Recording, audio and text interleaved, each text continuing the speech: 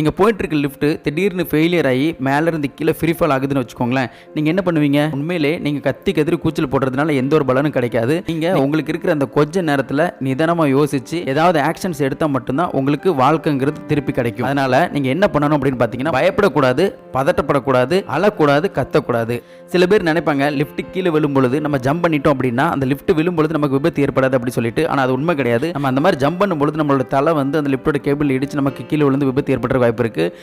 முதலாவது வந்து emergency call button அழுத்தணும். ரெண்டாவது வந்து அந்த லிஃப்ட்ல இருக்கக்கூடிய எல்லா ஃப்ளோரோட ஸ்டாப் பட்டனை அழுத்திடணும். ஸோ இந்த மாதிரி நீங்க செய்யும் பொழுது அந்த எமர்ஜென்சி கால் மூலம் உங்களுக்கு ஹெல்ப் வருவதற்கு வாய்ப்பு இருக்கு. சப்போஸ் அந்த லிஃப்டோட எல்லா ஃப்ளோரோட ஸ்டாப் பட்டன் அழுத்தும் போது ஏதோ ஒரு ஃப்ளோரோட ஸ்டாப் பட்டன் ஒர்க் ஆகி அந்த லிஃப்ட் நின்று நீங்க வெளியே போறதுக்கு வாய்ப்பு இருக்கு. மூணாவது, அந்த லிஃப்ட் கேபிள்ல இருக்கக்கூடிய ஹேண்ட் ரெயில்ல உங்க கையை வச்சு பிடிச்சிட்டு உங்களுடைய முட்டை மடைகளை டோ இருக்கு பாத்தீங்களா, அது வந்து கரெக்டா தரையில ஊனி இருக்கிற மாதிரி இது செய்யணும். இந்த மாதிரி செஞ்சீங்க அப்படின்னா அந்த லிஃப்ட் வந்து கீழே விழும்பொழுது விபத்தின் வீரியம் வந்து குறைவா இருக்கிறதுக்கு வாய்ப்புகள் அதிகமா இருக்கு.